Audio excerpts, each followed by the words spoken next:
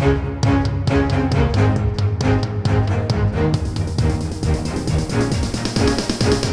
is the Washington Times front page for Friday, April 29th, 2022. Thanks for joining us. I'm George Gerbo.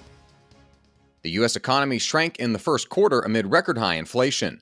The Commerce Department reported the nation's gross domestic product contracted at an annual rate of negative 1.4% after fourth quarter growth of 6.9%. Consumer spending was weaker than expected, and exports saw a steep drop-off. Dave Boyer and Harris Alec report President Biden blamed the contraction on technical factors as he tried to tamp down concerns of a recession. The White House didn't describe what those technical factors were. It was the first downturn in the economy since the start of the COVID-19 pandemic in March 2020. Many economists warn that a recession is looming, especially as the Federal Reserve raises interest rates to curtail high inflation. Still, few analysts predict a recession will hit before the fall. A recession is generally defined as 2 consecutive quarters of declining GDP. President Biden is prodding Congress to approve another $33 billion to support Ukraine in its fight against a renewed Russian military assault and replenish depleted arsenals. Jeff Murdoch, Mike Glenn, and Guy Taylor report the dramatic increase in American military, economic, and humanitarian assistance was requested as massing Russian forces bombarded several areas of Ukraine.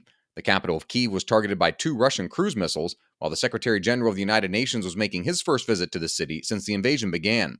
Biden suggested his administration has assessed the war is far from over and that Americans should prepare for more aid to be sent. The latest request is more than double what the United States has offered Ukraine so far.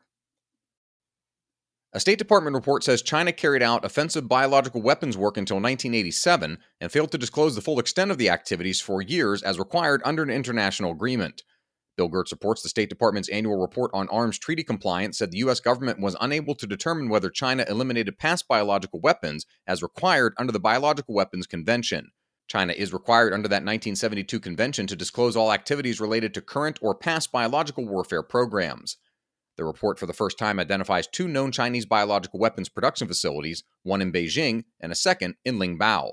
It also notes the program began in the 1950s and continued through at least the 1980s. A reminder that you can read all these stories at WashingtonTimes.com/front page. Also a reminder that you can find our entire roster of podcasts at WashingtonTimes.com/podcasts.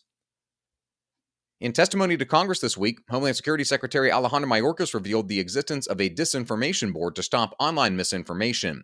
Stephen Dinan reports DHS said the board's focus will be on disinformation surrounding Russia's invasion of Ukraine and on the messaging smuggling groups are peddling to would-be illegal immigrants. Mayorkas said the board's focus would be information that imperils the safety and security of the homeland, with an emphasis on anything connected to violence.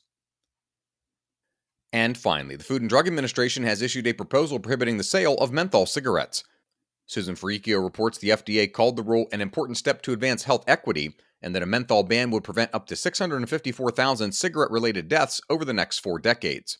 A poll conducted by Echelon Insights this month in Georgia, North Carolina, and Nevada found the proposed ban is broadly unpopular. More than 60% of voters in the 3 states said it would result in an illegal market. Find all today's front page stories at WashingtonTimes.com/front page or on the Washington Times app, and find us on any major podcast platform, including Apple, Stitcher, Spotify, and Google. Just search Washington Times in your favorite podcast app. You can also find us on Twitter and Instagram at Wash Times for breaking news, sports, commentary, and more.